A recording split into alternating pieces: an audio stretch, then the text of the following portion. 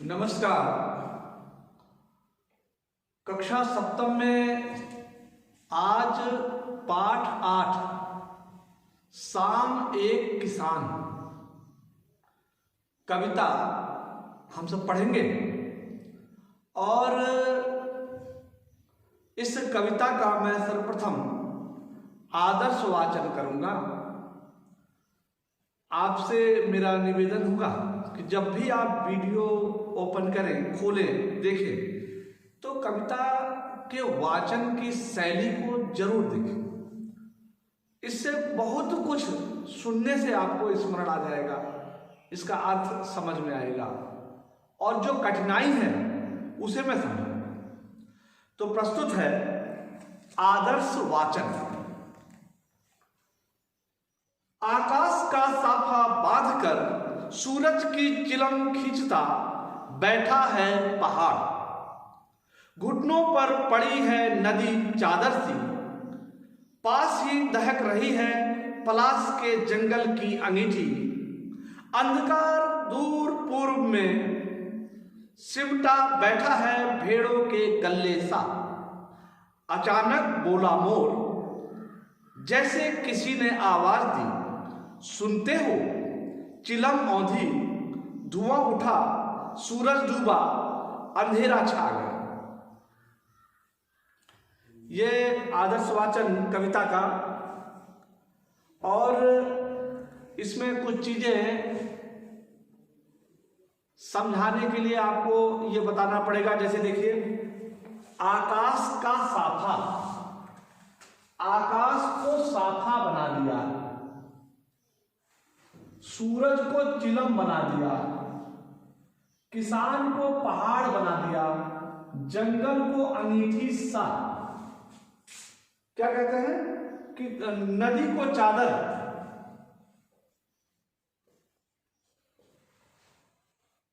नदी कैसी है? चादर सी,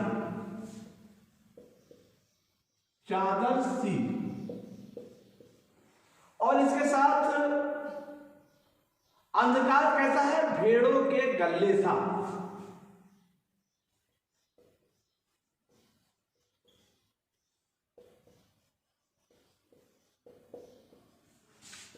के गल्ले सा।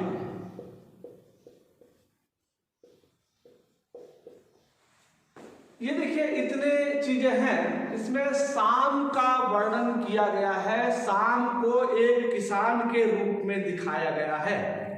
संध्या के समय को एक किसान के रूप में दिखाया गया है। पूरी कविता में मानवीकरण अलंकार है। कौन सा अलंकार है? मानवीकरण अलंकार।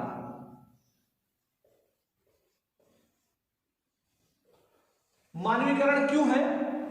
क्योंकि संध्या काल का शाम को किसान की भांति दिखाया गया है। किसान तो मनुष्य हो सकता है, शाम या सवेरा किसान तो नहीं हो सकता, लेकिन शाम के पूरे दृश्य को कवि ने इस प्रकार से तुलनात्मक ढंग से दिखाया है, तुलना करते हुए। कहीं कहीं उपमेय और उपमान दोनों को एक कर दिया है, और कहीं कहीं उपमेय से उपमेय में उपमान की तुलना की है। तो जहां उपमेय और उपमान एक होता है वहां पर रूपक अलंकार होता है। उपमेय देखिए क्या हुआ, दो चीजें हैं। जब भी तुलना होती है तो दो चीजों में होती है। एक जिसकी तुलना की जाए उसे उपमेय कहते हैं, दूसरा जिससे तुलना की जाए उसे उपमान कहते हैं। तो उपमेय और उपमान दोनों को अगर एक कर दिया गया तो क्या होगा? रूपक अलंकार होता है। और जब दोनों की तुलना में वाचक शब्द सा सी से बीच में कहीं आ गया, इनमें से कोई भी, तो उपमा अलंकार हो जाता है। यानी जैसे इन्होंने कहा, देखिए ये उपमेय हो गया, ये वाला उपमेय, जिसकी तुलना की जाए, और जिससे तुलना की जाए उपमान। आकाश को साफा कह दिया, आकाश का साफा।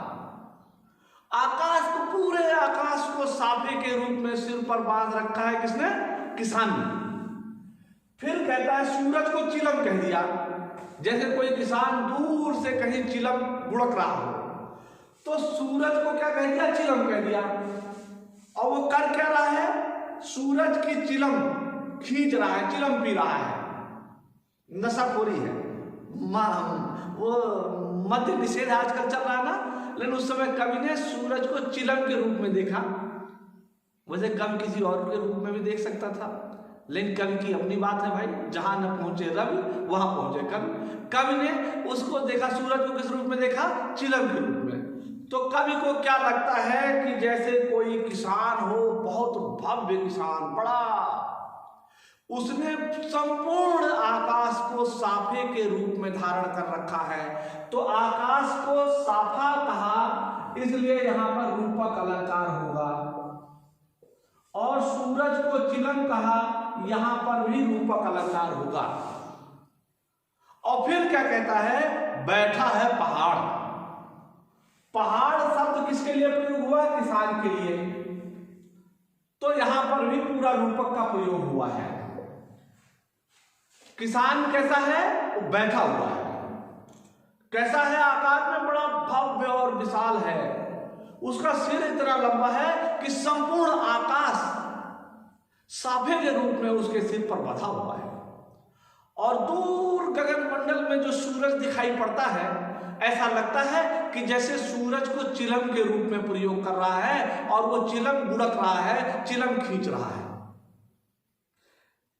घुटनों पर पड़ी है नदी चादर सी। अब यहां देखिए, नदी को, नदी भी उपमेय हो गई, नदी की तुलना की गई किससे की गई? चादर से। जैसे किसी बड़े विशालकाय किसान के पैरों पर चादर हो, तो नदी किसके समान दिखाई पड़ रही है? चादर के समान। और यहां वाचक शब्द सी भी है। तो देखिए, उपमेय भी है, उपमान भी है, वाचक शब्द भी है, सी। और गुणधर्म, समानता का अधिकार क्या है? यानी समानता का आधार। तो समानता का आधार यह है कि जिस प्रकार से कोई किसान बैठा हो, उसके पैरों पर चद्दर होती है, वैसे ही चद्दर के समान, चादर के समान दिखाई पड़ रही है नदी। और वाचक शब्द सी है। तो नदी और चादर एक समान दिखाई पड़ रहा है, तो इसमें उपमा अलंकार है यहां पर।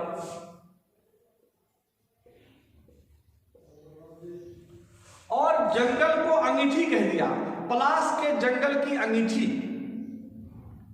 पलाश का पूरा जंगल जो है उसे अंगीठी बता दिया, तो जंगल को अंगीठी कह दिया, इसलिए रूपक अलंकार है। और अंधकार को कैसा बता रहा है? भेड़ों के गल्ले सा सिमटा हुआ।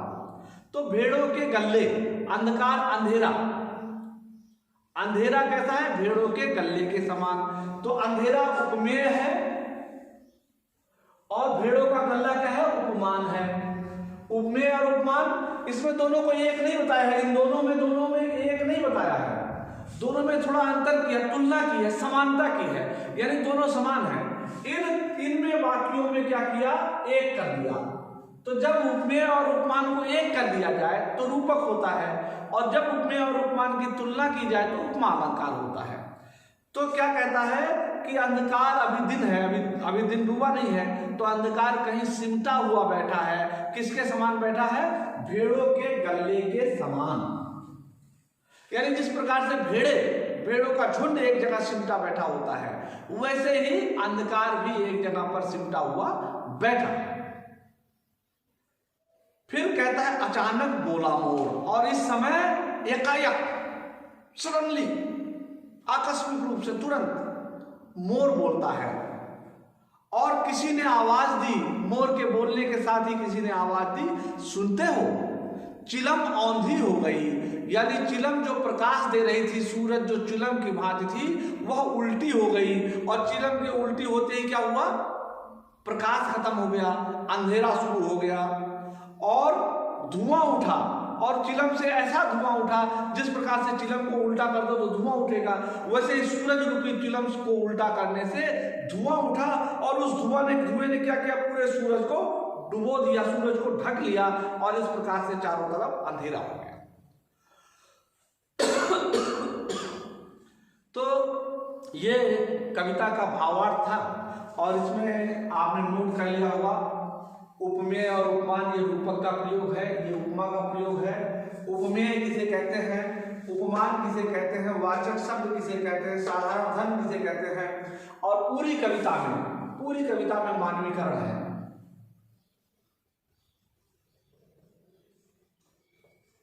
मानवीकरण क्यों है?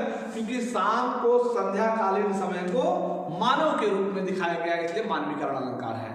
तो आज के लिए इतना ही, कल इसके प्रश्नोत्तरों पर चर्चा करूंगा। आज के लिए इतना ही, और इन सबको बोर्ड वर्क जो है इनको आप नोट किए रहिएगा, जिससे अगली वीडियो जब भी आप देखें तो आपको ये तकनीकी शब्द उपमेय, उपमान, साधारण धर्म, वाचक शब्द ये समझ में आए। उपमा अलंकार की परिभाषा अगर आपको स्मरण नहीं है, एक बार फिर से बताता हूं। जब किसी काव्य में उपमेय की उपमान से तुलना की जाए, तुलना वाचक शब्द सा सी से की जाए, तुलना का आधार समानता का आधार हो तो उपमा अलंकार होता है, और रूपक में क्या होता है, उपमेय और उपमान दोनों को एक कर दिया जाता है। आज के लिए इतना ही, तब तक के लिए धन्यवाद।